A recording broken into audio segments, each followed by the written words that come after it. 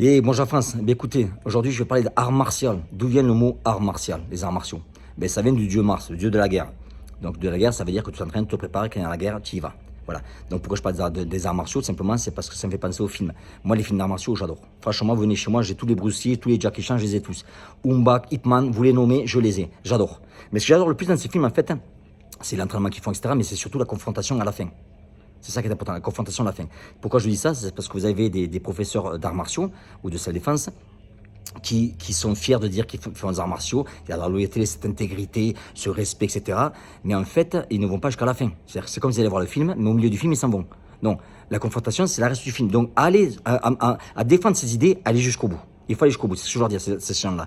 Regardez bien, moi je vois Cyril, Cyril a proposé en fait de faire il a expliqué un échange martial. J'ai trouvé que c'était très très beau ce qu'il avait dit. Il a proposé de contacter King of the Street, mais King of the Street, regardez, on est là, il leur a proposé, en fait, on ne le verra jamais. Pourquoi? Parce qu'ils ne viendront jamais. Donc moi ce qui me dérange, c'est tout simple, c'est que ces gens-là, en fait, sont capables de faire des vidéos, ils vont se battre contre 3 personnes en même temps, ils vont les détruire en quelques secondes.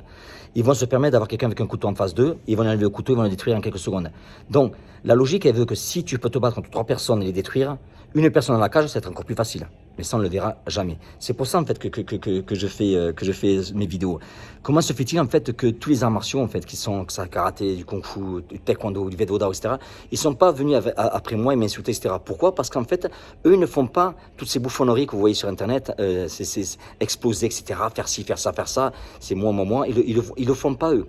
Et c'est pour ça que c'est une minorité de gens en fait, qui viennent contre ceux qui font des sports de combat, contre ceux qui font vraiment du MMA, du Muay Thai, de l'anglais, etc. Parce qu'on sait très bien ce qu'on veut.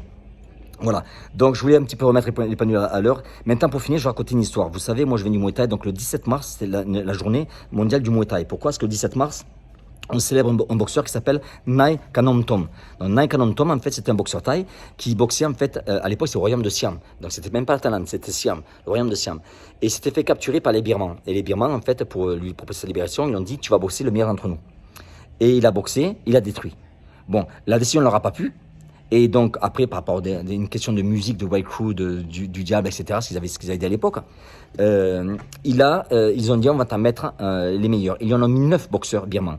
Il les a battus, les 9, un par un, sans arrêt. C'est-à-dire qu'il a fini le premier, l'autre est arrivé. Il en a 9. C'est devenu, en fait, après une légende. La légende de Nai Kamonton. Donc, encore une fois, qu'est-ce qui se passe dans cette histoire-là? Tout simplement, c'est confrontation. La confrontation. Voilà. Donc, les gens qui vont dire qu'on est rageux, etc., qui se cachent derrière en faisant des langages de psychologue, c'est la politique en fait ce qu'ils font. Moi, je n'en tiens pas compte. Tant qu'il n'y aura pas cette confrontation, en fait, ça sera que parler, et on ne les verra pas. Voilà. Ciao.